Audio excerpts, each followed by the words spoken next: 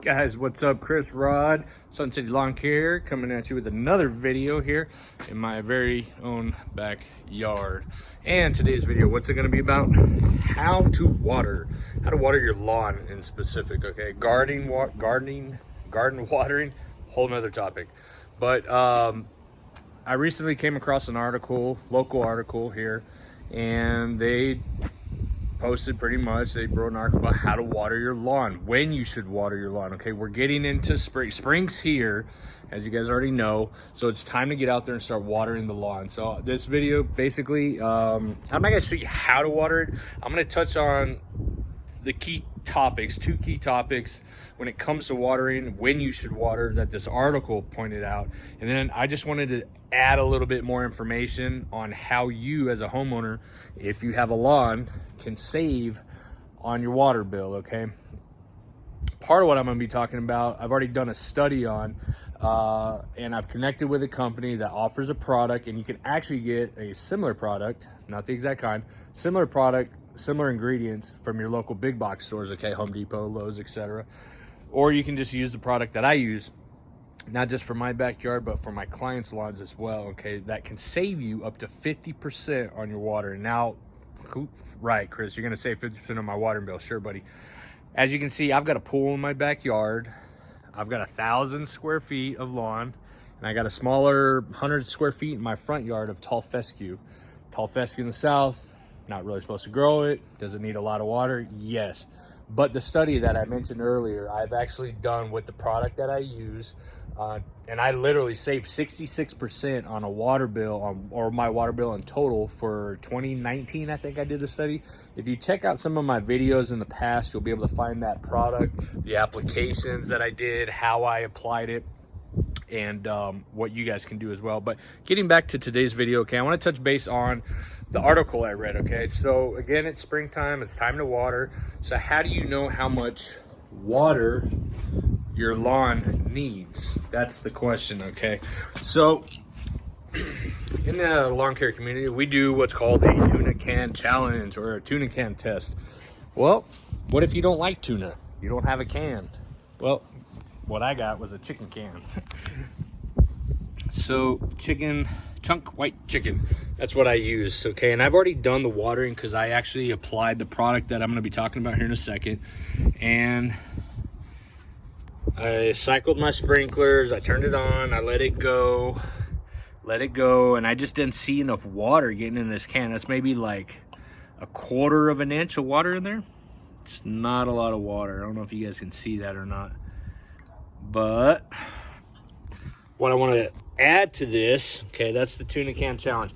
You turn your sprinklers on, you let your sprinklers go, and you wait till that can fills up. Okay, the Tuna Can, the reason why they tell you to use a tuna can or a chicken can is because it's 1 inch in height. Okay, that height is what we're looking to fill up.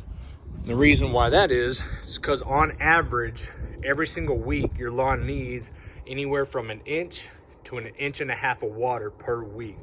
So cycle your system, put a tuna can in position somewhere, and that's going to lead me into another detail here in a second, and wait till it fills up.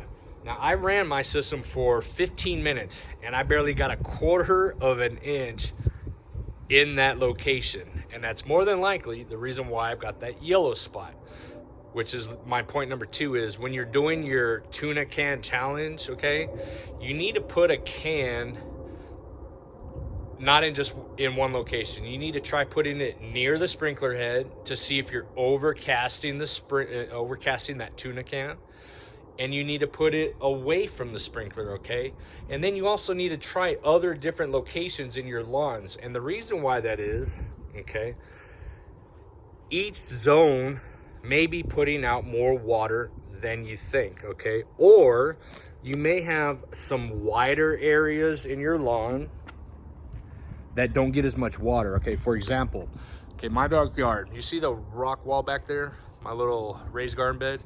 That is a shorter distance than my immediate area right here, from this corner where I have got another sprinkler head to this corner. So as I get closer to the pool, in other words, it's wider, okay? And when I go back that way, it's shorter. And I've got 3 sprinkler heads on that far side that get great coverage.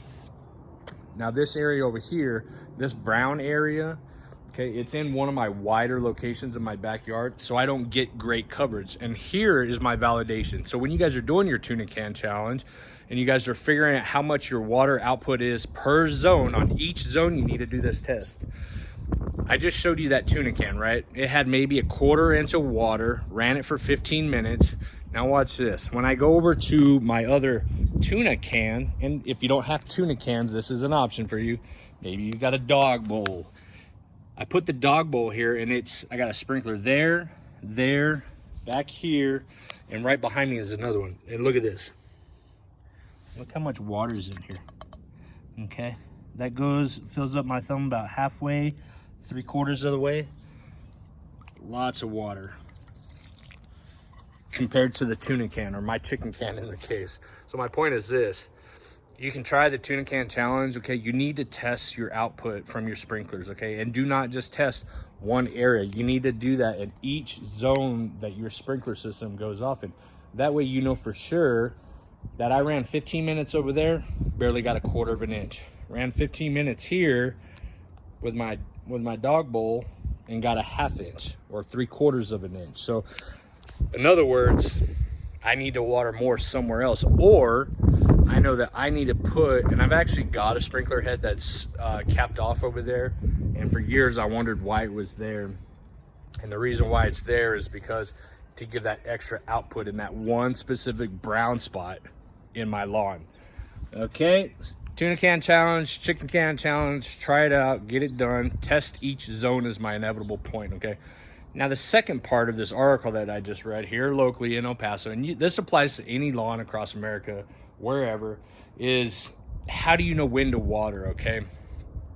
Each city has got their city ordinances on when you can water, what time of the day you should water, what times of the day you should not be watering. Funny as it is, I'm doing the watering right now because I've got a product that I just put in. It's in the middle of the day. Should I have watered in the middle of the day? No, but I'm doing this for video purposes. The second part of this article was take a screwdriver, puncture the ground. If the screwdriver goes into the soil system and goes all the way down, you don't need to water. Okay.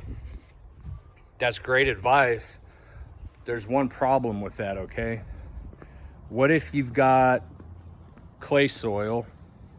It's not sandy. Sandy soil is typically compacted, so is clay, but what if you just naturally have loomy soil? Sandy soil, guys, dry as a rock. But look at that, what'd that screwdriver do? Went all the way in. Do I need to water this? Well, according to this article, if my screwdriver goes into the ground, I don't need to water. But look how dry that is. That is pure dirt. And if I'm trying to grow something there, do I need to water? Absolutely. Okay. The reason why that soil is loose and it's pure dirt, and the reason why my lawn is so loose and this screwdriver can go in so easily is because I apply soil additives to my lawn. I apply humic acids. I apply sea kelp. You know, I add things to my soil system that makes it loose naturally. So no matter what, this screwdriver, even if it's pure dirt and sand, this screwdriver is going to go in. So this can't just be your only test, guys. So you need to really just rely on that, the watering test, the tuna can challenge, chicken can challenge, dog bowl challenge, whatever you guys want to do, and try out different areas of your lawn. And if you start to see chlorosis, you got a green lawn and you start to see chlorosis, browning of the lawn that's just not greening up like the rest of the yard, you've got a watering issue, especially if it's a pattern, okay? But all in all, last but not least, the point I want to make here, the last thing I want to talk about, is what else you can do to save on water during the lawn care season. And this is it right here. Okay, this is called Hydrotain Root Zone Moisture Manager. Okay, reduce watering up to 50% or more. Now the way this product works is you got to put it in a pump sprayer, backpack sprayer. You know, if you're the DIYer, just get yourself a little pump sprayer, mix it in there. It's like a 15 to 1 ratio, 15 parts water, 1 part of solution per 1,000 square feet. You apply it to the lawn and you water it in, okay? Your first step in that whole process is you gotta water the lawn in the first place anyways, okay? It works better if you water the lawn first, apply the product, and then you water again to soak it down to the soil system, okay? So when I was talking to you about adding things to my lawn, to save on my water bill, okay, but the most my water bill is maybe $150, okay? And this is really that 66% water reduction in my bill that I was talking about earlier. And I've got a freaking pool that I got to worry about. I'm always having to fill this thing up after I vacuum, or if I backwash it and I got to put more water in, or the kids are here and we're splashing and the water's getting everywhere. Okay, so you can imagine if your bill is more than $200, if you guys are up in that $300-400 range, you're watering way too much. You probably got compacted soil. So, you know, my tip, my secret of the trade is to get you some product like that, okay? That's gonna help you reduce your watering bill, in addition to doing a tuna can challenge, a dog bowl challenge, figuring out your water output, okay? And then, you know, just because you have compacted soil doesn't mean you're gonna have an increased water bill, okay, or a reduced water bill. You gotta get to some routine maintenance, okay? So that's pretty much it, guys. If you have any questions, feel free to leave me a comment below.